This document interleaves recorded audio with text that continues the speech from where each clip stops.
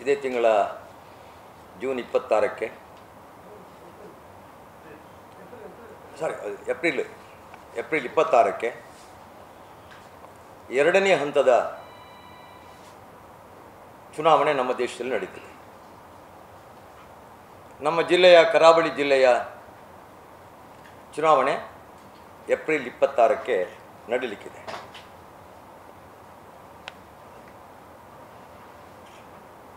ಇದು 18ನೇ ಲೋಕಸಭಾ ಚುನಾವಣೆ. ಕಳೆದ 33 ವರ್ಷಗಳಿಂದ ನಮ್ಮ ಜಿಲ್ಲೆಯಲ್ಲಿ ಕಾಂಗ್ರೆಸ್ ಪಕ್ಷಕ್ಕೆ ತಲೆ ಎತ್ತಲಿಕ್ಕೆ ಇಲ್ಲಿನ ಮತದಾರರು ಬಿಡಲಿಲ್ಲ.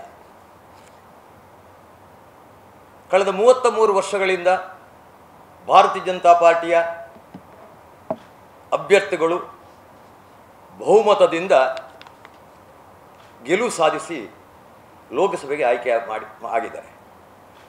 ಆ ಕೆಲಸವನ್ನು ತುಳುನಾಡಿನ ಈ ಮಣ್ಣು, ತುಳುನಾಡಿನ ಹಿಂದೂ ಬಾಂಧವರು ಅಂತ ಒಂದು ಅದ್ಭುತ ಗೆಲುವನ್ನು ತೋರಿಸಿಕೊಟ್ಟಿದ್ದಾರೆ.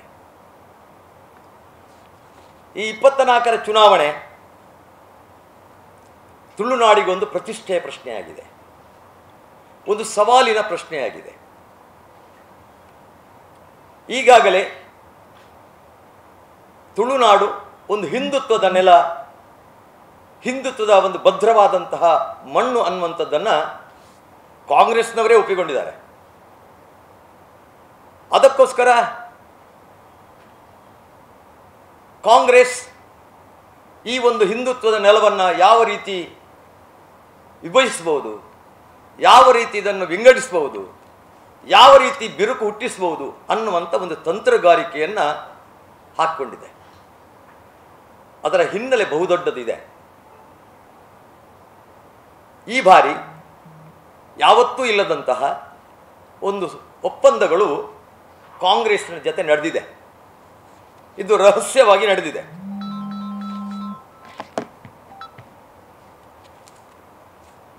ರಾಹುಲ್ ಗಾಂಧಿ ಜೊತೆ ಮುಸ್ಲಿಂ ಲೀಗ್ ಮತ್ತು SDP ನಡೆದಂಥ ಒಂದು ಒಪ್ಪಂದ ಏನು ಅಂತ ಕೇಳಿದ್ರೆ, ಇಡೀ ಕರ್ನಾಟಕದ ಹೆಬ್ಬಾಗಿಲಾಗಿರತಕ್ಕಂಥ ತುಳುನಾಡು, ಹಿಂದುತ್ವದ ಶಕ್ತಿಯನ್ನು ಕರ್ನಾಟಕವೆಲ್ಲ ದೇಶಕ್ಕೆ ತೋರಿಸಿದಂಥ ಒಂದು ತುಳುನಾಡು, ಕೋಟಿ ಚೆನ್ನೈರಂಥ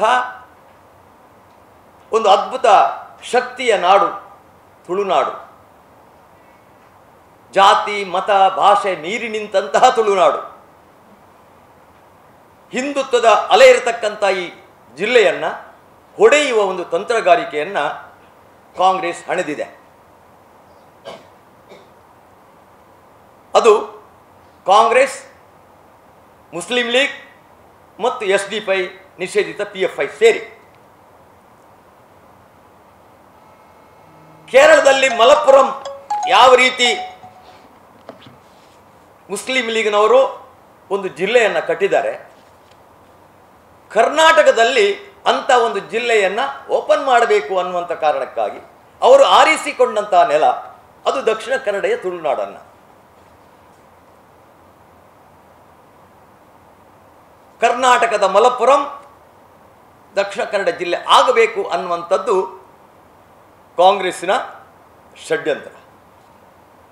ಅದಕ್ಕೋಸ್ಕರ ಇಲ್ಲಿ ಅತ್ಯಂತ ಹೆಚ್ಚು ಸಂಖ್ಯೆ ಇರತಕ್ಕಂತಹ ಬಿಲ್ಲವರನ್ನು ಮೊದಲು ಹೊಡಿಬೇಕು. ಇಲ್ಲಿಯ ಹಿಂದೂ ಬಿಲ್ಲವರು, ಹಿಂದೂ ಬಂಟರು, ಹಿಂದೂ ಮೊಗವೀರರು, ಹಿಂದೂ ಕುಲಾಲರು ಇವರ ಮದುವೆ ಒಂದು ಬಿರುಕುಗಳನ್ನು ಹುಟ್ಟಿಸಬೇಕು. ಆ ಮುಖಾಂತರ ಕರ್ನಾಟಕದಲ್ಲಿ ಮುಸ್ಲಿಂ ತನ್ನ ಪಾದವನ್ನು ಬೆಳೆಸಬೇಕು ಅನ್ನುವಂಥ ಷಡ್ಯಂತ್ರ. ಅದಕ್ಕೊಂದು ನಿಮಗೆ ಉದಾಹರಣೆಗಳನ್ನು ನಾನು ಕೊಡಬಲ್ಲೆ. ರಾಹುಲ್ ಗಾಂಧಿ ಸ್ಪರ್ಧೆ ಮಾಡುವುದು ಕೇರಳದ ವಯನಾಡಿನಲ್ಲಿ. ಪಯೋನೀರ್ ಪತ್ರಿಕೆ, ಇಂಗ್ಲಿಷ್ ಪತ್ರಿಕೆ ಅಲ್ಲಿನ ಒಂದು ರಹಸ್ಯವನ್ನು ಬಿಡುಗಡೆ ಮಾಡಿದೆ. ಅದು ಏನು ರಹಸ್ಯ ಅಂತ ಕೇಳಿದ್ರೆ, ರಾಹುಲ್ ಗಾಂಧಿಗೆ ಮುಸ್ಲಿಂ ಲೀಗ್ ಸಪೋರ್ಟ್ ಮಾಡಬೇಕು ಅಂತಾದರೆ ನಮ್ಮ ಎರಡು ವಿಚಾರಗಳನ್ನು ಒಪ್ಪಬೇಕು.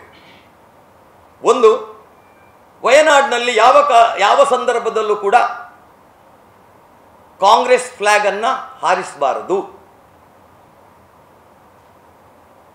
ಚಿಹ್ನೆಯನ್ನು ನಿಮ್ಮ ಕಿಸೆಯಲ್ಲಿ ಇಟ್ಕೊಳ್ಳಿ, ಹೊರತು ಕಣ್ಣಿಗೆ ಕಾಣುವ ರೀತಿಯಲ್ಲಿ ಕಾಂಗ್ರೆಸ್ನ ಯಾವ ಚಿಹ್ನೆಗಳು ಯಾವ ಧ್ವಜಗಳು ಹಾರಬಾರದು.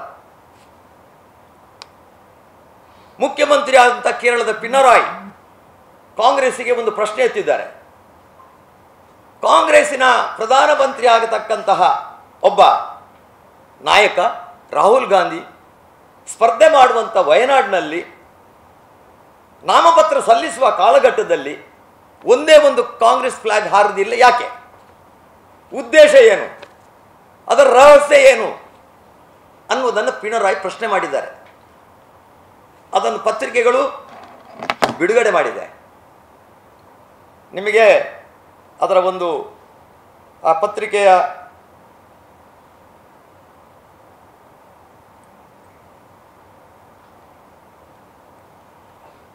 ನೋಡಿ,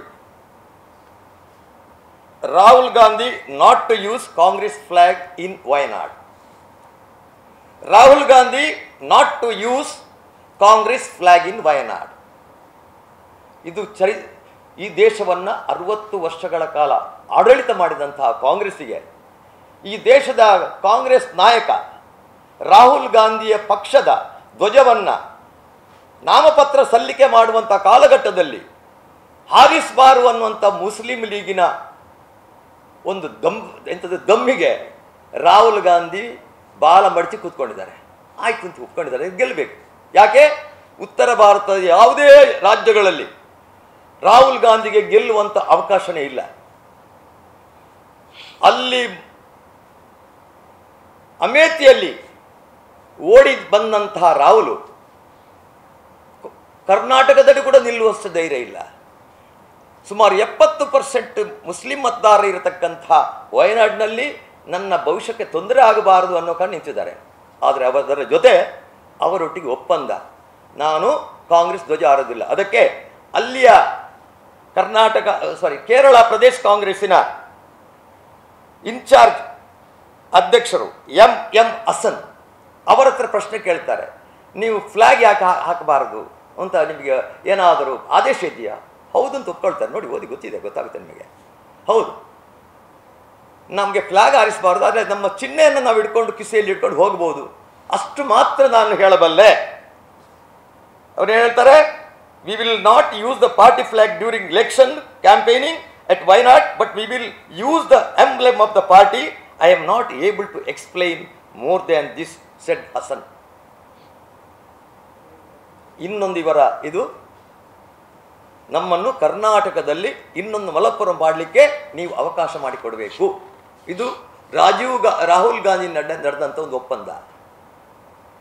ಅತ್ಯಂತ ಒಂದು ದುರಂತವಾದಂಥದ್ದು ಇದೊಂದು ಒಪ್ಪಂದ. ಇವತ್ತು ನೀವೆಲ್ಲ ನೋಡ್ತಾ ಇದ್ದೀರಿ, ದಕ್ಷಿಣ ಕನ್ನಡ ಜಿಲ್ಲೆಯ ಒಂದು ಒಗ್ಗಟ್ಟು, ತುಳುವರ ಒಗ್ಗಟ್ಟು.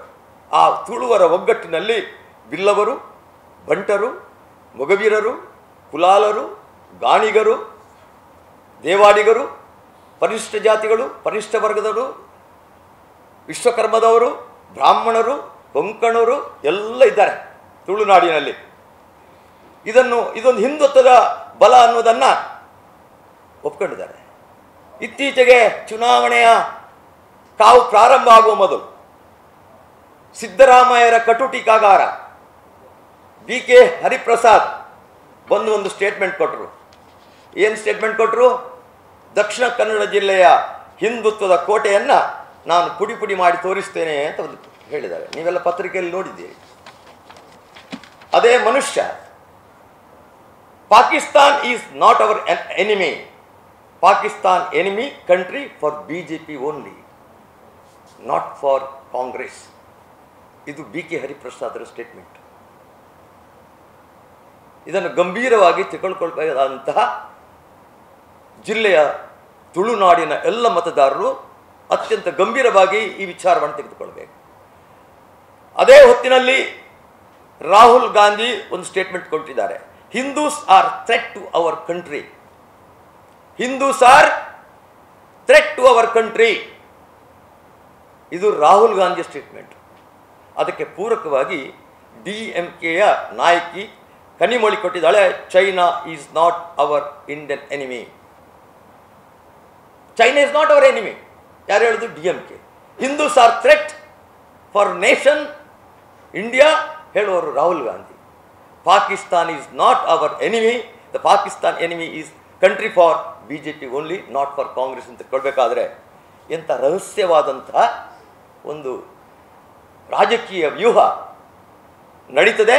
ಅದನ್ನು ಕರ್ನಾಟಕದಲ್ಲಿ ಆ ವ್ಯೂಹವನ್ನು ಪ್ರಯೋಗ ಮಾಡಲಿಕ್ಕೆ ದಕ್ಷಿಣ ಕನ್ನಡ ಜಿಲ್ಲೆಯನ್ನು ಕಾಂಗ್ರೆಸ್ ಪಡೆದಿದೆ. ಅದಕ್ಕೋಸ್ಕರ ದಕ್ಷಿಣ ಕನ್ನಡ ಜಿಲ್ಲೆಯಿಂದ ಬಿಲ್ಲವ ಪ್ರಾಬಲ್ಯ ಇರತಕ್ಕಂತಹ ಈ ಜಿಲ್ಲೆಯಲ್ಲಿ ಮೊದಲು ಇದನ್ನು ಹೊಡೆಯೋದಕ್ಕೋಸ್ಕರ ಒಂದು ಟೂಲ್ ಕಿಟ್ ಬೇಕು ಅವರಿಗೆ.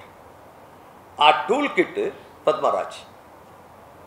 ಕಾಂಗ್ರೆಸ್ಸಿನ ಟೂಲ್ ಕಿಟ್ ಇಲ್ಲಿನ ಹಿಂದೂ ಬಿಲ್ಲವರನ್ನು, ಹಿಂದೂ ಬಂಟರನ್ನು, ಹಿಂದೂ ಮೊಗವೀರರನ್ನು, ಹಿಂದೂ ಗಾಣಿಗರನ್ನು, ಹಿಂದೂ ಕುಲಾಲರನ್ನು, ಹಿಂದೂ ಪರಿಶಿಷ್ಟ ವರ್ಗದವರನ್ನು, ಹಿಂದೂ ಬ್ರಾಹ್ಮಣರನ್ನು, ಹಿಂದೂ ಕೊಂಕಣಿಗಳನ್ನು ಬೇರೆ ಬೇರೆ ಮಾಡೋದು, ವಿಭಜನೆ ಮಾಡುವುದರ ಮುಖಾಂತರ ಹೊಡಿಬೇಕಾದಂಥ ಮೊದಲು ಇದಕ್ಕೆ ಬಂದಿದ್ದಾರೆ.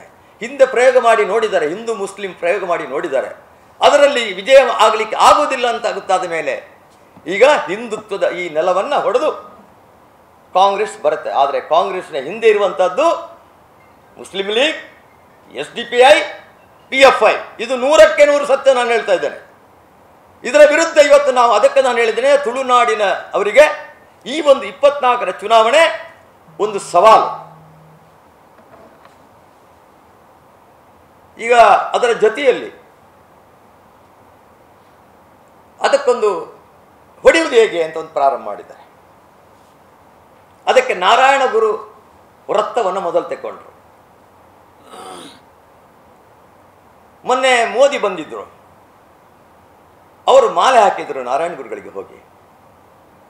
ಏನು ಹೇಳಿದರು? ನಾರಾಯಣ ಗುರುಗಳಿಗೆ ಮಾಲೆ ಹಾಕುವಾಗ ಅವರ ಕಾಲು ಒಂದಲ್ಲಿ ಆ ಪೀಠದ ಕೆಳಗೆ ಮುಟ್ಟಿದ್ರು, ನಮ್ಮ ಬಿಲ್ಲವರ ಎದೆಗೆ ತುಳಿದಂತಾಗಿದೆ ಅಂತ ನ್ಯೂಸ್ ಮಾಡಿದರು. ಸಾಮಾಜಿಕ ಜಾಲತಾಣಗಳಲ್ಲಿ ಹರಿಯಿತು. ಕಾಂಗ್ರೆಸ್ನವರಿಗೆ ಮತ್ತು ಅದಕ್ಕೆ ಟೂಲ್ ಕಿಟ್ ಆಗಿರೋದಂಥ ಪದ್ಮರಾಜರಿಗೆ ನನ್ನ ಪ್ರಶ್ನೆ, ಈ ನಾರಾಯಣ ಗುರು ವ್ರತ ಮಾಡುವುದರಲ್ಲಿ ಕಾಂಗ್ರೆಸ್ನ ಕೊಡುಗೆ ಇದೆಯಾ? ಕಾಂಗ್ರೆಸ್ ಏನಾದರೂ ಅದಕ್ಕೆ ಹಣ ಹಾಕಿದೆಯಾ?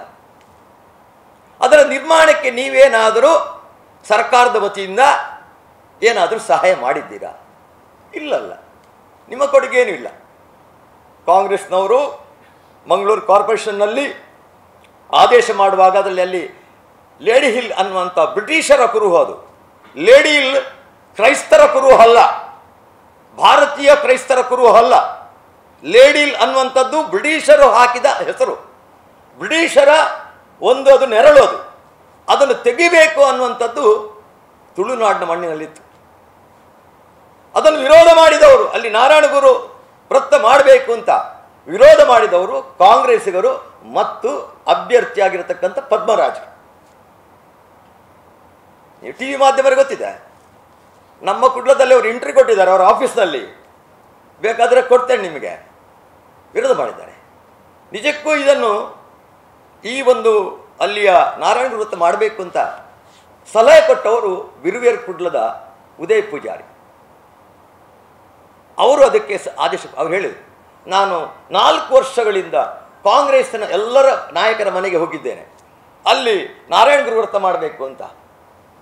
ಆದರೆ ನನ್ನ ಸಲಹೆಗೆ ಯಾವೊಬ್ಬ ಕಾಂಗ್ರೆಸ್ಸಿಗನು, ಇನ್ಕ್ಲೂಡಿಂಗ್ ಪದ್ಮರಾಜ್ ಕೂಡ ಅದಕ್ಕೆ ಸಹಾಯ ಮಾಡಲಿಲ್ಲ. ಮತ್ತೆ ನಾನು ಹೋದದ್ದು ನಳಿನ್ ಕುಮಾರ್ ಕಟೀಲ್ ಮತ್ತು ವೇದವ್ಯಾಸರ ಬಳಿಗೆ ಅಂತ ಹೇಳಿದರು. ನಮಗೆ ಮನವಿಯನ್ನು ಕೊಟ್ಟರು ನಳಿನ್ ಕುಮಾರ್ ಕಟೀಲ್ರು ಮತ್ತು ವೇದವ್ಯಾಸರು, ಮೇಯರ್ ಆಗಿರುತ್ತ ದಿವಾಕರ್ ಪಾಂಡೇಶ್ವರು, ಆನಂತರ ಬಂದಂತಹ ನಮ್ಮ ಪ್ರೇಮಾನಂದ್ ಶೆಟ್ಟಿಯವರು ಆ ಮನವಿಯನ್ನು ಸ್ವೀಕಾರ ಮಾಡಿ ಮ್ಯಾಂಗ್ಳೂರು ಕಾರ್ಪೊರೇಷನ್ನಲ್ಲಿ ಅದಕ್ಕೆ ಅನುಮೋದನೆಯನ್ನು ಪಡೆದು ಮೂಡದ ಅಧ್ಯಕ್ಷ ಆಗಿರತಕ್ಕಂತಹ ನಮ್ಮ ರವಿಶಂಕರ್ ಬಿಜಾರ್ ಹತ್ರ ಹೇಳಿ ಮೂಡದ ಮುಖಾಂತರ ಸುಮಾರು 62 ಲಕ್ಷ ರೂಪಾಯಿ ವೆಚ್ಚದಲ್ಲಿ ಆ ವೃತ್ತ ಆಯಿತು. ಇದರಲ್ಲಿ ಏನು ಕಾಂಗ್ರೆಸ್ನ ಕೊಡುಗೆ ಇಲ್ಲ. ಮೋದಿ ಮಾಲೆ ಹಾಕದೆ ನಾರಾಯಣ ಗುರುಗಳ ಭಕ್ತ, ನೆನಪಿಟ್ಟುಕೊಳ್ಬೇಕು ನೀವು. ಅವರನ್ನು ಮೋದಿಯವರು ನಾರಾಯಣಗುರುಗಳ ವಿರೋಧಿ ಅಂತ ಹೇಳ್ತಾ ಇದ್ದಾರೆ. ಕೇರಳದ ಟ್ಯಾಬ್ಲದ ಬಿಟ್ಟು ಹೇಳ್ತಾನೆ ನಿಮಗೆ, ಇವರು ಎಷ್ಟೆಲ್ಲ ಅನಾಹುತ, ನಾರಾಯಣಗುರುಗೆ ಎಷ್ಟು ಅವಮಾನ ಮಾಡಿದ್ದಾರೆ ಅಂತ ನೋಡಿ. ಶಿವಗಿರಿ ಮಠಕ್ಕೆ 70 ಕೋಟಿ ರೂಪಾಯಿ ಕೊಟ್ಟಿದ್ದಾರೆ ಮೋದಿಯವರು, 70 crores. ಇವತ್ತು ಕೂಡ ಶಿವಗಿರಿಯಲ್ಲಿ ನೀವು ಹೋದರೆ, ಶಿವಗಿರಿಗೆ ಹೊಕ್ಕುವ ಮೊದಲು ಒಂದು ಶಂಕರ ಮಠ ಅಂತಿದೆ, ಅಲ್ಲಿ ಕೇಂದ್ರದ ಅಧಿಕಾರಿಗಳು, ಮೋದಿಯವರ ಅಧಿಕಾರಿಗಳು ಅಲ್ಲಿದ್ದಾರೆ. ಯಾಕಂತ ಹೇಳಿದ್ರೆ ಇದು ಕೇರಳಕ್ಕೆ ಕಳಿಸಿದರೆ 1 ಪೈಸವೂ ಶಿವಗಿರಿಗೆ ಮುಟ್ಟುವುದಿಲ್ಲ. ಅದಕ್ಕೋಸ್ಕರ ಅವರದೇ ಜನ ಇಟ್ಟು ಆ ನಾರಾಯಣ ಗುರುಗಳ ಶಿವಗಿರಿಯನ್ನು ಡೆವಲಪ್ ಮಾಡಲಿಕ್ಕೆ ಯಾಕೆ ಗೊತ್ತಾ ನಿಮಗೆ, 2013ರಲ್ಲಿ ಮೋದಿಯವರು ಮುಖ್ಯಮಂತ್ರಿಯಾಗಿ ಕಾಲಘಟ್ಟದಲ್ಲಿ ಗುಜರಾತಿದ್ದು, ಅಲ್ಲಿಗೆ ಹೋಗಿದ್ದರು. ಅವರು ಪ್ರಧಾನಮಂತ್ರಿಯಾಗಿ ಆಯ್ಕೆಯಾದ ನಂತರ ಒಂದು ಮಾತು ಹೇಳಿದ್ದು, ನನಗೆ ನಾರಾಯಣ ಗುರುಗಳ ಅನುಗ್ರಹದಿಂದ ಪ್ರಧಾನಮಂತ್ರಿ ಆಗಿದ್ದೇನೆ ಅಂತ ಮೋದಿಯವರು ಹೇಳಿದ್ದಾರೆ. ಆ ಭಕ್ತಿಯಿಂದ ಅವರು ಅಲ್ಲಿ ಹೋಗಿ ಮಾಲೆ ಹಾಕಿದ್ದಾರೆ. ಇದು ಅವರಿಗೆ ಸಹಿಸಲಿಕ್ಕೆ ಆಗಿಲ್ಲ. ಸಿದ್ದರಾಮಯ್ಯ ಬಂದು ಮಾಲೆ ಹಾಕಲಿ ಆಗ್ತಿರ್ಲಿಲ್ಲ. ಒಂದು ವೇಳೆ ನಾರಾಯಣ ಗುರುಕ್ಕೆ ಮೋದಿ ಅಲ್ಲದಿದ್ದರೆ ಸಿದ್ದರಾಮಯ್ಯ ಬಂದು ಹಾಕಬೇಕಿತ್ತ, DKC ಹಾಕಬೇಕಿತ್ತ? ಇವರು ವಿರೋಧಿಗಳಲ್ವಾ, ಹಿಂದೂ ವಿರೋಧಿಗಳಲ್ಲ ಇವರು. ನಾರಾಯಣ ಗುರು ಅಪಮಾನ ಮಾಡಿದಾರವಲ್ಲ ಈ ಕಾಂಗ್ರೆಸ್. ನಾರಾಯಣ ಗುರು ಟ್ಯಾಬ್ಲದ ಬಗ್ಗೆ ಮಾತಾಡ್ತಾರೆ, ಇವರು ಟ್ಯಾಬ್ಲೋಗೆ ಅವಮಾನ ಮಾಡಿದ್ದಾರೆ ಅಂತ ಮಾಡಿದಾರ. ಇದು ಎಲ್ಲಿ ನಡೆದದ್ದು? ಕೇರಳದಲ್ಲಿ ನಡೆದಂತಹ ಒಂದು ಚಿತ್ರ ಇದು. ಕೇರಳದಲ್ಲಿ ಜಟಾಯು ಟ್ಯಾಬ್ಲವನ್ನು ಕಳಿಸಿದರು, ನಾರಾಯಣ ಗುರು ಟ್ಯಾಬ್ಲ ಕಳಿಸಿದ್ದಲ್ಲ. ಅದನ್ನು ಅಲ್ಲಿನ ಸ್ವಾಮಿಗಳಾಗಿದ್ದ ಸತ್ಯಾನಂದ ಸ್ವಾಮಿ ಜೊತೆ ಸುವರ್ಣ ನ್ಯೂಸಿನ ಅಜಿತ್ ಹನ್ಮಕ್ಕನವರು ಇಂಟರ್ವ್ಯೂ ಮಾಡಿದ್ದಾರೆ, ನಿಮ್ಮ ಪತ್ರಿಕೆಯಲ್ಲಿ ಬಂದಿದೆ. ಅವ್ರು ಹೇಳಿದರೆ ಇಂಥ ಪ್ರಶ್ನೆ ಇಲ್ಲಿ ಆಗಿರಲಿಲ್ಲ. ನಿಜಕ್ಕೂ ಅಲ್ಲಿ ಕಮ್ಯುನಿಸ್ಟ್ ಪಿಣರಾಯಿ ಒಬ್ಬ ತೀಯ, ಅಂದರೆ ಒಬ್ಬ ಬಿಲ್ಲವ, ಅಲ್ಲೇ ಬಿಲ್ಲವ. ಅಲ್ಲಿರ್ತಕ್ಕಂಥ ಪಿಣರಾಯಿ ಶಿವಗಿರಿ ಮಠದ ಸ್ವಾಮೀಜಿಗಳನ್ನು ಬಂಧಿಸಿದ್ದಾನೆ. 4 ವರ್ಷಗಳ ಮಠವನ್ನು ಸರ್ಕಾರಿಯ ಸ್ವತ್ತಾಗಿ ಮಾಡಿದ್ದಾರೆ. ಅಲ್ಲಿಯ ಸನ್ಯಾಸಿಗಳಿಗೆ ತೊಂದರೆ ಮಾಡಿದ್ದಾರೆ. ಆಗ ಅಲ್ಲಿಯ ತೀಯ ಮತ್ತು ಈಳವರು ಕಮ್ಯುನಿಸ್ಟ್ ಬಿಟ್ಟು BJPಗೆ ಸೇರ್ತಿದ್ರು. ಇದು ಇನ್ನು ಕಮ್ಯುನಿಸ್ಟಿಂದ BJPಗೆ ಹೋಗಬಾರದಕ್ಕೋಸ್ಕರ ನಾರಾಯಣ ಗುರುಗಳ ಟ್ಯಾಬ್ಲೆಟ್ ನಾನು ಕಳಿಸಿದ್ದೆ, ಅದನ್ನು ಕೇಂದ್ರ ಸರ್ಕಾರ ರಿಜೆಕ್ಟ್ ಮಾಡಿತ್ತು ಅಂತ ಹೇಳಿದ್ರು. ಯಾಕಂದರೆ ಈ ಮನುಷ್ಯ ಕಾಂಗ್ರೆಸ್ ಟಿಕೆಟಿಗೆ ಆಗಲೇ ಮಾಡ್ತಿತ್ತು, ನನಗೆ ಅದು ಗೊತ್ತಿತ್ತು. ನಾನು ಅದನ್ನು ಈ ಟ್ಯಾಬ್ಲೆಟ್ ವಿಚಾರ ಪ್ರೆಸ್ ಕಾನ್ಫರೆನ್ಸ್ ಮಾಡಿದ್ದೆ, ನಿಮ್ಗೆ ಗೊತ್ತಿರ್ಬೋದು. ನೀವು ಮರ್ತಿದೆ ಅನ್ನೋ, ನನಗೆ ಮರ್ತಿಲ್ಲ. ಅವರೇನು ಸ್ಟೇಟ್ಮೆಂಟ್ ಕೊಟ್ಟರು, ನಾನು ಕಾಂಗ್ರೆಸ್ನ ಅಭ್ಯರ್ಥಿ ಅಲ್ಲ, ಕಾಂಗ್ರೆಸ್ಸಿನ ಸದಸ್ಯನೇ ಅಲ್ಲ ಹೇಳಿದಾರೆ ಇಲ್ವಾ? ನಾನು ಸದಸ್ಯನೇ ಅಲ್ಲ. ಅವರು ಈಗ ಸದಸ್ಯ ಆದ 6 ತಿಂಗಳ ಹಿಂದೆ, 6 ತಿಂಗಳ ಹಿಂದೆ ಸದಸ್ಯನಾದವ ಕಾಂಗ್ರೆಸ್. ಈಗ ಅವನಿಗೆ MP ಟಿಕೆಟ್ ತಗೊಂಡಿದ್ದಾರೆ. ಅಂದರೆ ಕಾಂಗ್ರೆಸ್ ದಿವಾಳಿ ಆಗಿದೆ. ಇಲ್ಲಿ ಕಾಂಗ್ರೆಸ್ಸೇ ಇಲ್ಲ. ಕಾಂಗ್ರೆಸ್ಸಿಗೆ ಪದ್ಮರಾಜ್ ಗೆಲ್ಲುವ ಯಾವ ಚಿಂತನೆಯೂ ಇಲ್ಲ, ಯಾವ ಆಸೆನೂ ಕಾಂಗ್ರೆಸ್ ನೆಟ್ಬಿಟ್ಕೊಳ್ಳಿ. ಪದ್ಮರಾಜ್ ಗೆಲ್ಲಬೇಕನ್ನುವಂಥ ಉದ್ದೇಶದಿಂದ ಟಿಕೆಟ್ ಕೊಟ್ಟದ್ದಲ್ಲ. ಇಲ್ಲಿನ ಬಿಲ್ಲವರು ಬಂಟರು ಎಲ್ಲ ಬೇರೆ ಬೇರೆ ಆಗಬೇಕು, ಇಲ್ಲಿ ಮುಸ್ಲಿಂ ಲೀಗ್ನವರು ಕಾಲಿಡಬೇಕು, ಇದೇ ಇದರ ಹಿಂದಿರತಕ್ಕಂಥ ಚಿಂತನೆ ಹೊರತು ಬೇರೆ ಯಾವುದೂ ಇಲ್ಲ. ಇನ್ನು ಸ್ವಲ್ಪ ದಿವಸ ನಂತರ ಚುನಾವಣೆ ನಡೀಲಿ, ಆಗ ಈ ಸತ್ಯ ನಿಮಗೆ ಅರ್ಥ ಆಗ್ತದೆ. ಸತ್ಯ ಸಾಯುವುದಿಲ್ಲ, ಸುಳ್ಳು ಯಾವತ್ತೂ ಸಾಯುವುದು. ಯಾಕಂತ ಹೇಳಿದ್ರೆ ಕಾಂಗ್ರೆಸ್ ಅಂದರೆ ಹಿಂದೂ ವಿರೋಧಿಗಳ ವಾಸಸ್ಥಾನ, ಸುಳ್ಳುಗಾರರ ವಾಸಸ್ಥಾನ, ಸನಾತನ ಧರ್ಮದ ವಿರೋಧಿಗಳ ವಾಸಸ್ಥಾನ, ಮುಸ್ಲಿಂ ಲೀಗದ ವಾಸಸ್ಥಾನ, SDP ಅವರ ವಾಸಸ್ಥಾನ, PFI ಅವರ ವಾಸಸ್ಥಾನ ಕಾಂಗ್ರೆಸ್. ನೆನ್ಪಿಟ್ಕೊಳ್ಳಿ. ಟ್ಯಾಬಲ್ ಗೊತ್ತಾಯ್ತು ನಿಮಗೆ, ಇದು ಸುಳ್ಳು ನೋಡಿ. ಇದು ಸ್ಟೇಟ್ಮೆಂಟ್ ಐತೆ, ತೋರಿಸ್ತಾನೆ ಬೇಕಾದ್ರೆ ನೋಡಿ. ಇದ್ದಾರೆ ಕನ್ನಡ ಪ್ರಭಾದವರು ಇಲ್ಲಿದ್ದಾರೆ. ಅವ್ರು ಹೇಳ್ತಾರೆ ಇದೊಂದು ರಾಜಕೀಯ ಸಂಚು ಅಂತ ಹೇಳ್ತಾರೆ. ಅವರು ನನ್ನನ್ನು ಸಹಿತ, ಅಂದರೆ ಅವರನ್ನು ಸಹಿತ ಜೈಲಿಗೆ ಹಟ್ಟಿದ್ರು. ಆಗ ಯಾವ ಕಾಂಗ್ರೆಸ್ ಅವರು ಮಾತಾಡಲಿಲ್ಲ. ಯಾರು ಮಾತಾಡಿದ್ದಾರೆ? ಇವತ್ತು ಬಿಲ್ಲವ ಬಿಲ್ಲವ ಬಿಲ್ಲವ ಅಂತ ಹೇಳ್ಕೊಂಡು ಹೋಗ್ತಾ ಇದ್ದಾರೆ. ನಾನು ತುಂಬ ಸಲ ಪ್ರಶ್ನೆ ಮಾಡಿದ್ದೇನೆ, ನಿಮ್ಮ ಜೊತೆ ಮಾತಾಡಿದ್ದೀನಿ. ಜನಾರ್ದನ್ ಪೂಜಾರಿ ಅಂತ ಒಬ್ಬ ಶ್ರೇಷ್ಠ ನಾರಾಯಣ ಗುರುಗಳ ಅನುಯಾಯಿ, ದೇಶ ಕಂಡಂಥ ಒಬ್ಬ ಒಳ್ಳೆಯ ನಾಯಕ, ಭ್ರಷ್ಟಾಚಾರ ರಹಿತ ನಾಯಕ. ಅವರನ್ನು ನಮ್ಮ ಜಿಲ್ಲೆಯ ಕಾಂಗ್ರೆಸ್ನ ಸಚಿವರೊಬ್ಬರು ಅತ್ಯಂತ ಅವಾಚ್ಯ ಶಬ್ದಗಳಿಂದ ಬೈದಾಗ ಈ ಜಿಲ್ಲೆಯ ಒಬ್ಬನೇ ಒಬ್ಬ ಬಿಲ್ಲವ ಸಂಘಗಳಾಗಲಿ ಬಿಲ್ಲವ ಮಹಾಮಂಡಲಗಳಾಗಲಿ ಅಥವಾ ಈ ಪದ್ಮರಾಜ್ ನಾನು ಶಿಷ್ಯ ಅಂತ ಹೇಳುವಂಥ ಈ ಪದ್ಮರಾಜ ಆಗಲಿ ಒಂದು ತುಟಿ ಪಿಟಿಕೆಯನ್ನೆಲ್ಲ ಬದಲು ಆ ಸಚಿವನನ್ನು ಕುದ್ರೋಳಿ ಗೋಕರ್ಣನಾಥೇಶ್ವರ ತಂದು ಸನ್ಮಾನ ಮಾಡಿದೆ. ಇದು ಬಿಲ್ಲವರಿಗೆ ಮಾಡಿದ ಅವಮಾನ ಅಲ್ವಾ? ಜನಾರ್ದನ್ ಪೂಜಾರಿಗೆ ಮಾಡಿದಂಥ ಅವಮಾನ ಅಲ್ವಾ? ನಾರಾಯಣ ಗುರುನ ಅನುಯಾಯಿಗೆ ಮಾಡಿದಂಥ ಅವಮಾನ ಅಲ್ವಾ? ಆಯ್ತು, ಜನಾರ್ದನ್ ಪೂಜಾರಿಯವರನ್ನು ಈ ದೇಶದಲ್ಲಿ ರಾಮ ಮಂದಿರ, ಭಾರತದ ಅಸ್ತಿತ್ವ ರಾಮ ಮಂದಿರ ಆಗಬೇಕು ಅಂತ ಒಂದು ಸ್ಟೇಟ್ಮೆಂಟ್ ಕೊಟ್ಟರು. ಜೊತೆಗೆ ಭ್ರಷ್ಟಾಚಾರ ನಿರ್ಮೂಲನೆ ಆಗಬೇಕು ಅಂತಾದರೆ ನರೇಂದ್ರ ಮೋದಿ ಪ್ರಧಾನಿ ಆಗಬೇಕು, ಮತ್ತೆ ಪ್ರಧಾನಿ ಆಗಬೇಕು ಅಂತ ಹೇಳಿದರು ಜನಾರ್ದನ್ ಪೂಜಾರಿ. ಜೊತೆಗೆ ಹೇಳಿದರು, ಇದು ಕಾಂಗ್ರೆಸ್ನ ಅಭಿಪ್ರಾಯ ಅಲ್ಲ, ನನ್ನ ಸ್ವಂತ ಅಭಿಪ್ರಾಯ ಅಂತ ಹೇಳಿದರು. ಆ ಸ್ಟೇಟ್ಮೆಂಟ್ಗೆ ವಿರುದ್ಧವಾಗಿ ಒಬ್ಬ ಕಾಂಗ್ರೆಸ್ನ ಅಲ್ಪಸಂಖ್ಯಾತ ಏನು ಹೇಳಿದ? ಪೂಜಾರಿಯನ್ನು ಎನ್ಕೌಂಟರ್ ಮಾಡಿಕೊಳ್ಳಬೇಕು, ಪಕ್ಷದಿಂದ ವಜಾ ಮಾಡಬೇಕು, ಅವರನ್ನು ಪಕ್ಷದಿಂದ ದೂರ ಇಡಬೇಕು. ಅಷ್ಟೇ ಅಲ್ಲ, ಇದು ಇವತ್ತಿನ ಉಸ್ತುವಾರಿ ಸಚಿವ ದಿನೇಶ್ ಗುಂಡೂರಾವ್ ಒಂದು ಮನವಿಯನ್ನು ಕೊಟ್ಟರು, ಜನಾರ್ದನ್ ಪೂಜಾರಿಯನ್ನು ಉಚ್ಚಾಟನೆ ಮಾಡಬೇಕು ಅಂತ.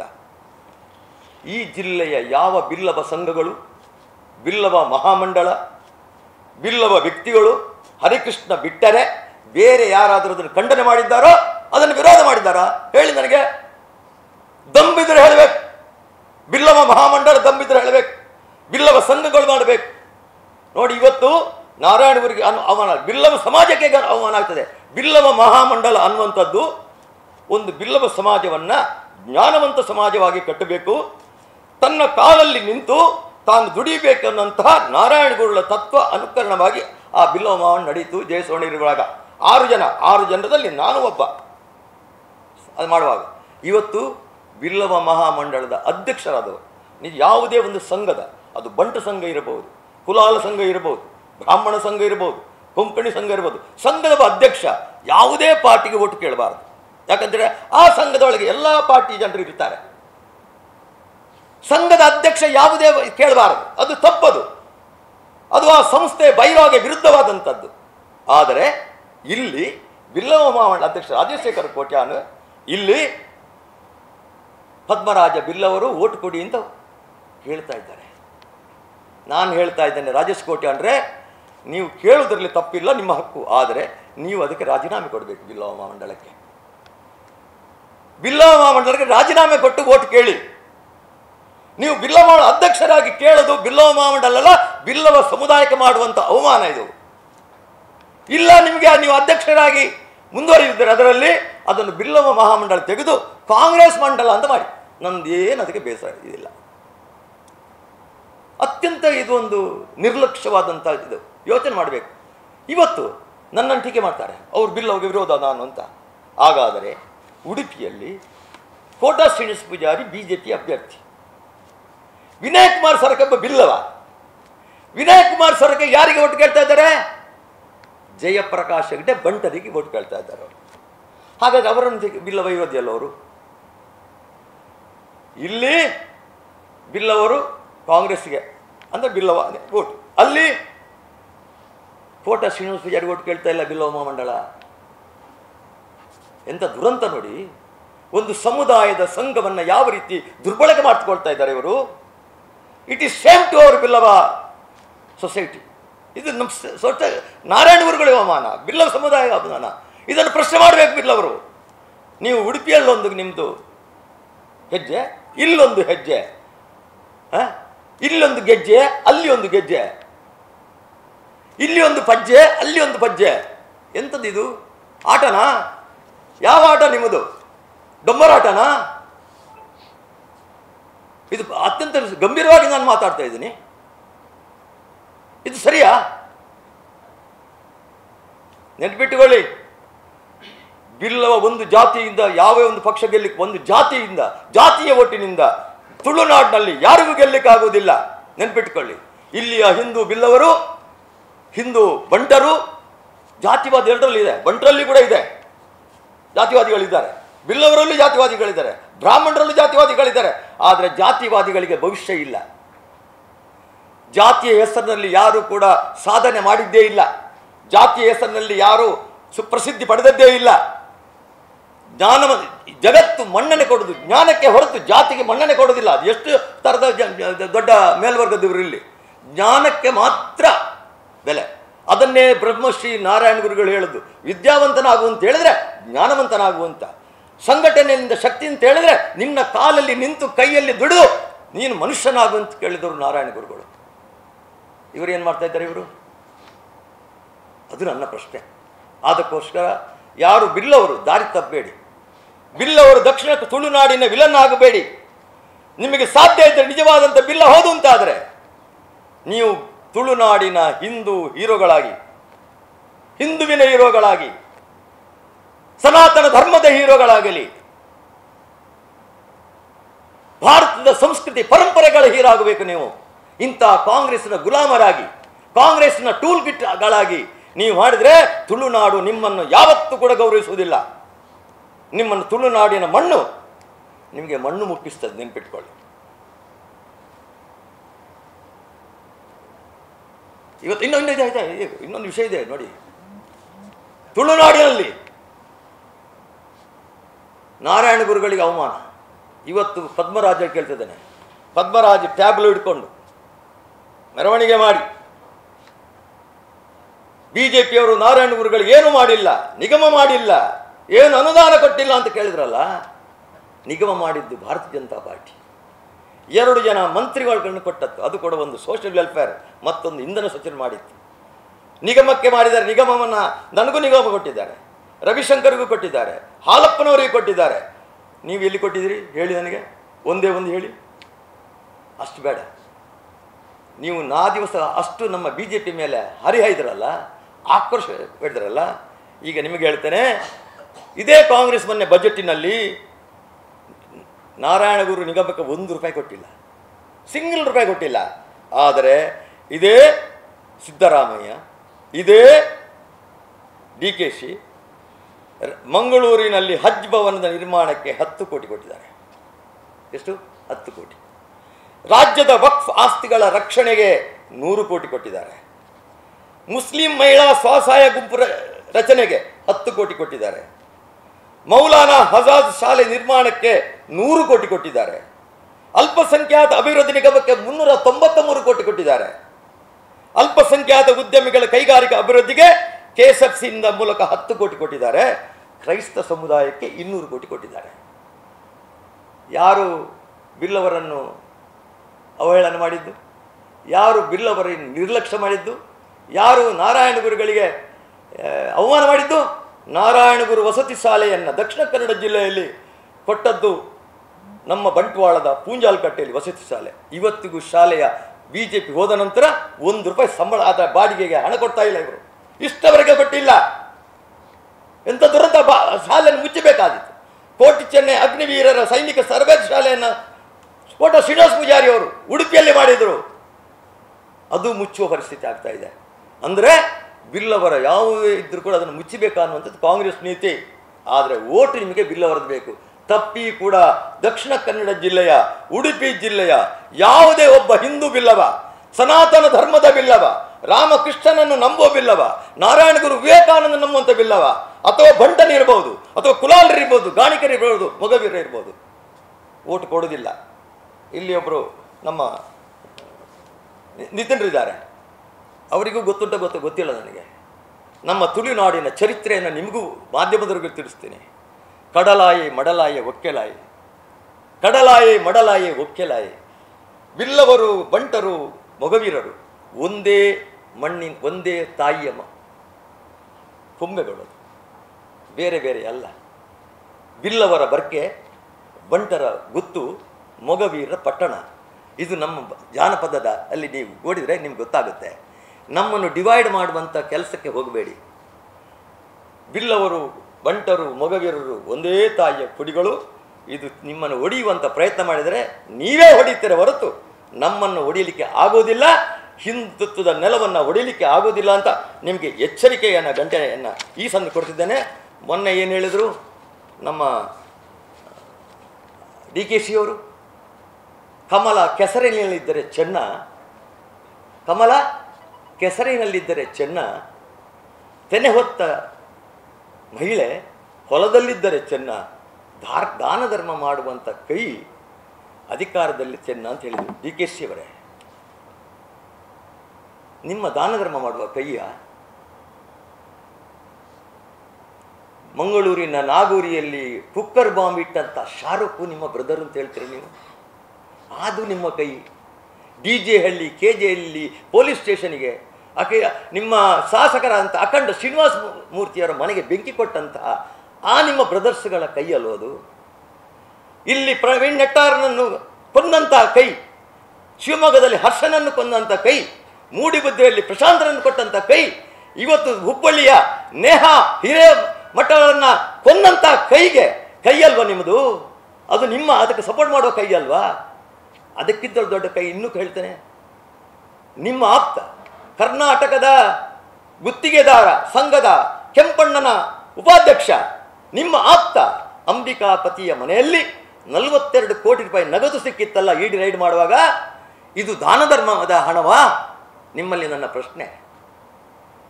ಆನಂತರ ಸಂತೋಷ್ ಕೃಷ್ಣಪ್ಪ ಅವರ ಮನೆಯಲ್ಲಿ ಸಿದ್ದರಾಮಯ್ಯರ ಆಪ್ತ ಮನೆಯಲ್ಲಿ 45 ಕೋಟಿ ನಗದು ಸಿಕ್ಕಿತ್ತಲ್ಲ. ಇದು ಯಾವ ದಾನ ಧರ್ಮ ಮಾಡಲಿಟ್ಟಂಥ ದುಡ್ಡು ಹೇಳಿ ನನಗೆ? ಎಲ್ಲಿಯ ದುಡ್ಡದು? ಯೋಚನೆ ಮಾಡಬೇಕು. ನಿಮ್ಮ ದಾನ ಧರ್ಮ ಮಾಡುವಲ್ಲ. ಕಮಲ ರಾಮನ ಪಾದದಲ್ಲಿದ್ದರೆ ಚೆನ್ನ, ತೆನೆ ಹೊತ್ತ ಮಹಿಳೆ ಮನದಲ್ಲಿದ್ದರೆ ಚೆನ್ನ, ಗೂಂಡಾಗಿರಿ ಮಾಡುವ ಕೈ ಜೈಲಿನಲ್ಲಿದ್ದರೆ ಚೆನ್ನ. ಇದು ನನ್ನದು. ಗೂಂಡಾಗಿರಿ ಮಾಡುವ ಕೈ ಜೈಲಿನಲ್ಲಿದ್ದರೆ ಚಿನ್ನ. 48 ದಿವಸಗಳ ಡಿ ಕೆ ಶಿವಕುಮಾರ್ರೆ ತಿಹಾರ್ ಜೈಲಿನಲ್ಲಿದ್ದೀರಿ. ಈಗ ಮೋದಿಯ ಹೆಸರು ಹೇಳಿದರ ಗಂಡಂದರಿಗೆ ಊಟ ಹಾಕಬೇಡಿ ಅಂತ ಹೇಳಿದಂತಹ ಆಪಿನ ಅರವಿಂದ್ ಕೇಜ್ರಿವಾಲ್ ಜೈಲಲ್ಲಿದ್ದಾನೆ.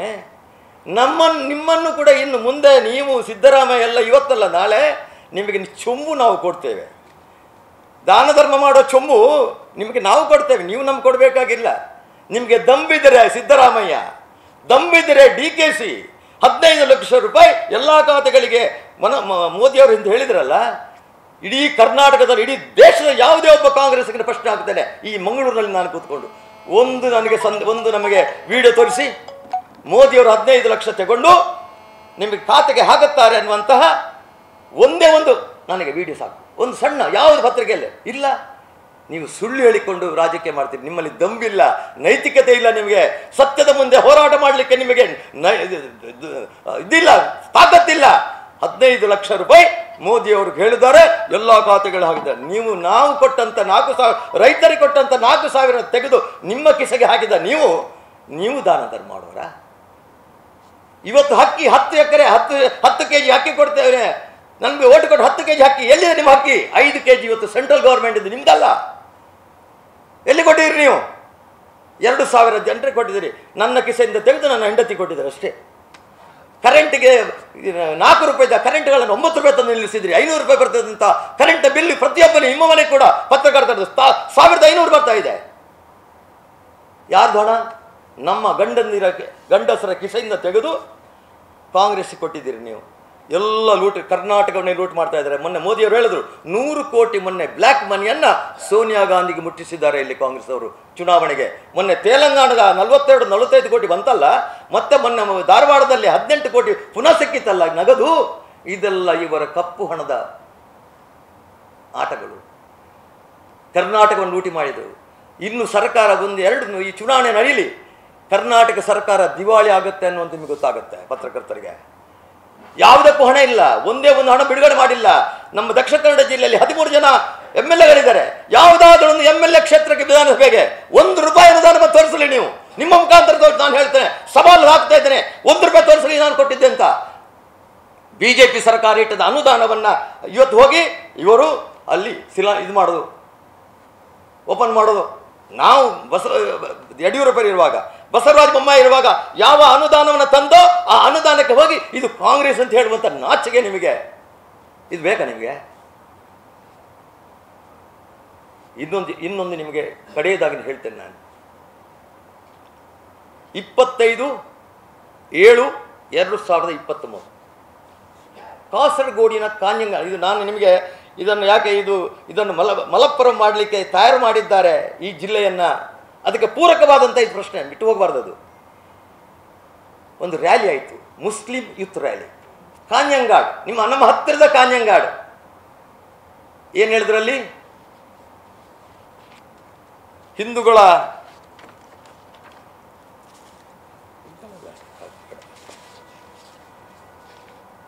ಬೇಡ, ನಾನು ಓದಿ ಹೇಳ್ತೇನೆ ನೋಡಿ.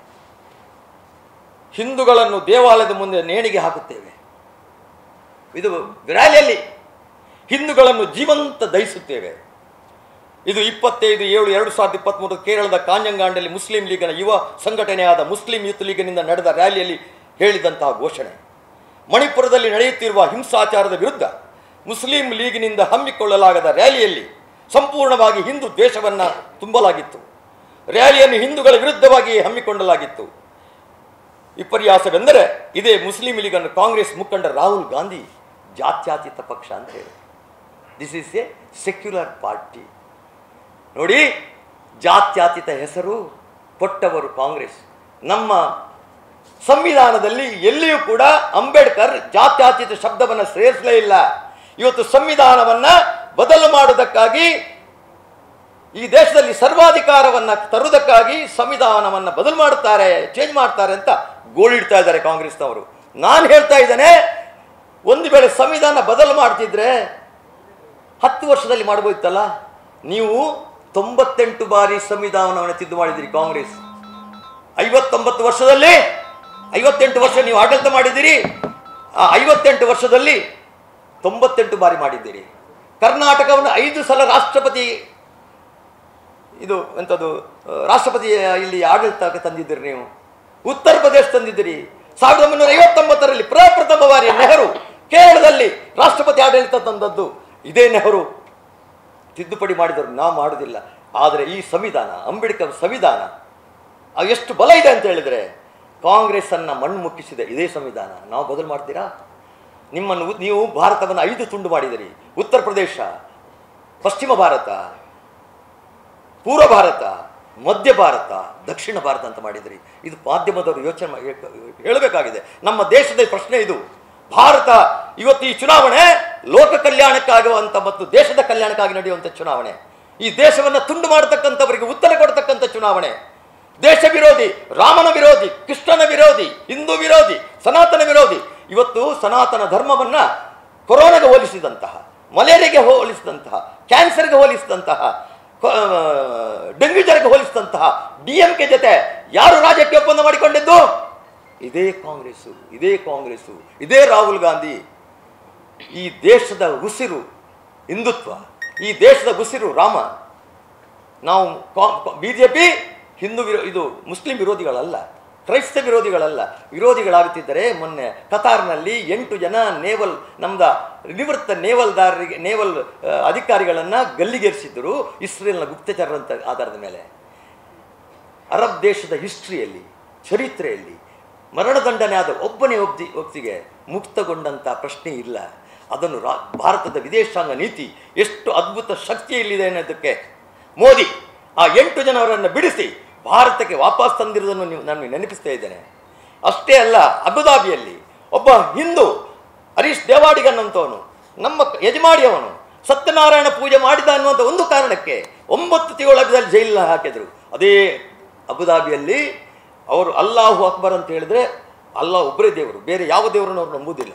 ಅಂಥ ಊರಿನಲ್ಲಿ, ಕಟ್ಟಾ ಮುಸ್ಲಿಂ ಕಂಟ್ರಿಯಲ್ಲಿ 27 ಎಕರೆ ಜಾಗವನ್ನು ಸ್ವಾಮಿ ನಾರಾಯಣ ಮಂದಿರದವರಿಗೆ ತೆಗೆಸಿ 900 ಕೋಟಿ ರೂಪಾಯಿಯಲ್ಲಿ ಅದನ್ನು ಉದ್ಘಾಟನೆ ಮಾಡಿ, ಅಲ್ಲಿನ ಎಲ್ಲ UAEಯ ಎಲ್ಲ ದೊರೆಗಳನ್ನು ಕರೆಸಿ ಅವರ ಸಮ್ಮುಖದಲ್ಲಿ ರಾಮ ಮಂದಿರವನ್ನು ಅಲ್ಲಿಯ ವೀರ ನಾರಾಯಣ ಸ್ವಾಮಿಯನ್ನು ಉದ್ಘಾಟನೆ ಮಾಡಿ ಜೈ ಶ್ರೀರಾಮ್ ಅಂತ ಹೇಳಿಸಿದಂಥ ಒಬ್ಬ ತಾಕತ್ತಿರತಕ್ಕಂಥ ಒಬ್ಬ ಸಂತ ರಾಜರ್ಷಿ ಯಾರು ಅಂತ ಕೇಳಿದ್ರೆ ನಮ್ಮ ದೇಶದ ಪ್ರಧಾನಿ ಹೆಮ್ಮೆ ಪಡಬೇಕಾದಂಥದ್ದು. ಇವತ್ತು ರಾಮ ಮಂದಿರಕ್ಕೆ ವಿರೋಧ ಮಾಡಿದವರು ಯಾರು? ಇದೇ ಕಾಂಗ್ರೆಸ್ಸಿಗರು. 23 ಅಫಿದಾವಿತ್ಗಳನ್ನು ಹಾಕಿದ್ದಾರೆ ಕೋರ್ಟಿಗೆ. ಇದೇ ಕಪಿಲ್ ಸಿಬಲ್ ಮತ್ತು ರಾಜೀವ್ ಧವನ್ ಅನ್ನುವಂಥ BJPಯವರ 23 ವಕೀಲರು ಮಾಡಿದ್ದಾರೆ. ಇಲ್ಲಿ ಯಾವ ಕಾಲಕ್ಕೆ ಆಗಬಾರ್ದು. ಕಪಿಲ್ ಸಿಬಲ್ ಹೇಳಿದ, ರಾಮ ಮಂದಿರ ಆದರೆ ನಾನು ಸುಸೈಡ್ ಮಾಡ್ಕೊಳ್ತೇನೆ ಅಂತ. ಸುಸೈಡ್ ಮಾಡ್ಕೊಂಡಿದ್ದಾರೆ. ಅವರು ಕಾಂಗ್ರೆಸ್ ಬಿಟ್ಟು ಈಗ SP ರಾಜ್ಯಸಭಾ ಮೆಂಬರ್ ಆಗಿದ್ದಾರೆ. ಅಂದರೆ ಇಲ್ಲಿ ಹಾಕಿದರೆ ಆತ್ಮಹತ್ಯೆ ಮಾಡಿಕೊಳ್ಳಬೇಕು. ಎಸ್ ಪಿಗೆ ಸೇರಿದರೆ ಅದು ಪ್ರಶ್ನೆ ಇಲ್ಲಲ್ಲ, ಅದು ನಾನು ಕಾಂಗ್ರೆಸ್ನಲ್ಲಿದ್ದಾಗ ಹೌದು, ಈಗ ಎಸ್ ಪಿಗೆ ಸೇರಿದ್ದೇನೆ, ನಾನು ಆತ್ಮಹತ್ಯೆ ಮಾಡಿಕೊಳ್ಳೋ ಪ್ರಶ್ನೆ ಬರುವುದಿಲ್ಲ ಅಂತ ಹೇಳಿದ್ದಾನೆ ಕಪಿಲ್ ಸಿಬಾಲ್. ಎಂಥ ಸ್ವಾಮಿ ಇದು? ಇವತ್ತು ಭಾರತ ಉಳಿಬೇಕು. ಭಾರತ, ಮೋದಿ ಭಾರತ ಅಂದರೆ ಏನು, ರಾಹುಲ್ ಭಾರತ ಅಂದರೆ ಏನು?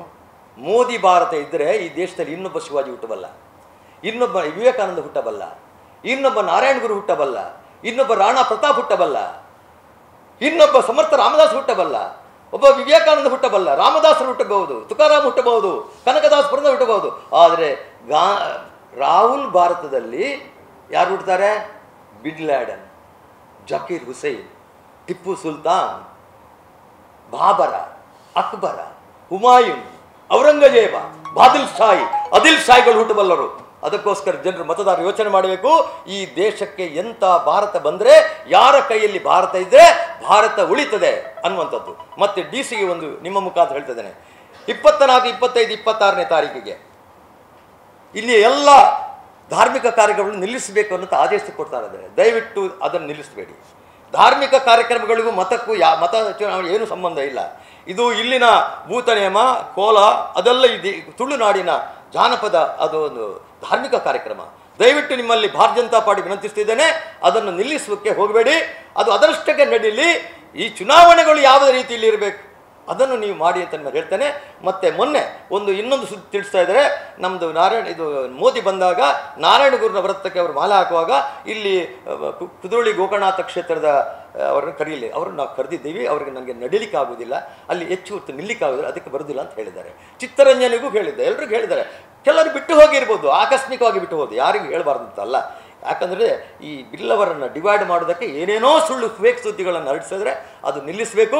ನಾನು ಮತ್ತೊಮ್ಮೆ ತುಳುನಾಡಿನ ಎಲ್ಲ ನನ್ನ ಹಿಂದೂ ಬಾಂಧವರಲ್ಲಿ, ಕ್ರೈಸ್ತ ಬಾಂಧವರಲ್ಲಿ, ಮುಸಲ್ಮಾನ ಬಾಂಧವರಲ್ಲಿ ಹೇಳ್ತಾ ಇದ್ದೇನೆ, ಇವತ್ತು ಮೋದಿಯವರು ತ್ರಿವಳಿ ತಲಾಖ್ ತಂದದ್ದು ಭಾರತೀಯ ಮಹಿಳೆಯರು ಹೇಗಿರಬೇಕು ಹಾಗೇ ಮುಸ್ಲಿಂ ಮಹಿಳೆಯರಿರಬೇಕು. ನೀವು ಅಫ್ಘಾನಿಸ್ತಾನದ ಮಹಿಳೆಯರಾದ ಪರಿಸ್ಥಿತಿ ನಿಮಗೆ ಬರಬಾರ್ದು, ಪಾಕಿಸ್ತಾನದಲ್ಲಿರ್ತಕ್ಕಂಥ ಮುಸ್ಲಿಂ ಮಹಿಳೆಯರ ಪರಿಸ್ಥಿತಿ ಭಾರತ ಮಹಿಳೆಯರಿಗೆ ಬರಬಾರ್ದು, ಬಾಂಗ್ಲಾದೇಶದಲ್ಲಿರತಕ್ಕಂಥ ಮುಸ್ಲಿಮರ ಸಂಕಟ ಇಲ್ಲಿಯ ಮಹಿಳೆಯರಿಗೆ ಬರಬಾರ್ದು, ಸಿರಿಯಾ ಕುರಾನ್ ಅಂತ ಬರಬಾರ್ದು.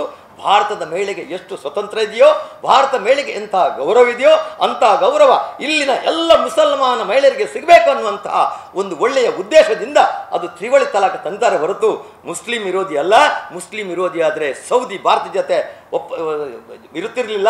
7 ಶಾಂತಿ ಪ್ರಶಸ್ತಿಯನ್ನು ಮುಸ್ಲಿಮನ 7 ದೇಶಗಳು ಸಿಕ್ಕಿದ್ರೆ ಭಾರತ ಚರಿತ್ರೆಯಲ್ಲಿ ಇಂದಿರಾ ಗಾಂಧಿ ಕೊಟ್ಟಿಲ್ಲ, ನೆಹರು ಕೊಟ್ಟಿಲ್ಲ, ಲಾಲ್ ಬಹದ್ದೂರ್ ಶಾಸ್ತ್ರಿ ಕೊಟ್ಟಿಲ್ಲ, ರಾಜೀವ್ ಗಾಂಧಿ ಕೊಟ್ಟಿಲ್ಲ, ಮನಮೋಹನ್ ಸಿಂಗ್ ಕೊಟ್ಟಿಲ್ಲ, ಪಿ ವಿ ನರಸಿಂಗ್ ಕೊಟ್ಟಿಲ್ಲ, ಅಥವಾ ಬೇರೆ ಜನತಾ ಪಾರ್ಟಿ ಯಾವ್ದು ಸಿಕ್ಕಿಲ್ಲ.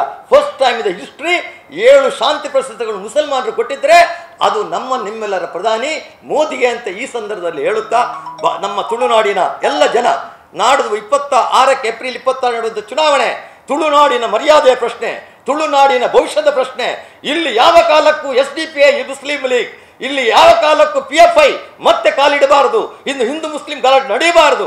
ಸಾಮರಸ್ಯದ ಬದುಕು ನಮ್ಮ ತುಳುನಾಡಿನಲ್ಲಿ ಇಡಬೇಕು ಅಂತಾದರೆ ಬ್ರಿಜೇಶ್ ಚೌಟರಿಗೆ ಓಟ್ ಹಾಕಬೇಕು, BJPಯನ್ನು ಗೆಲ್ಲಿಸಬೇಕು, ಜಾತಿ ಅಂತ ಹೇಳುವವರಿಗೆ ಚುಂಬು ಕೊಟ್ಟು ಮನೆಗೆ ಕಳಿಸಬೇಕು ಅಂತ ಹೇಳಿಕೊಂಡು ಅವಕಾಶಕ್ಕೆ ವಂಚಿಸ್ತಾ ಇದ್ದೇನೆ. ಈ ಸಂದರ್ಭದಲ್ಲಿ ಬಂದಂಥ ಎಲ್ಲ ಮಾಧ್ಯಮದವರಿಗೆ ನಾನು ಹೃತ್ಪೂರ್ವಕವಾದಂತಹ ಧನ್ಯವಾದವನ್ನು ಈ ಸಂದರ್ಭದಲ್ಲಿ ಹೇಳ್ತಾ ಇದ್ದೇನೆ.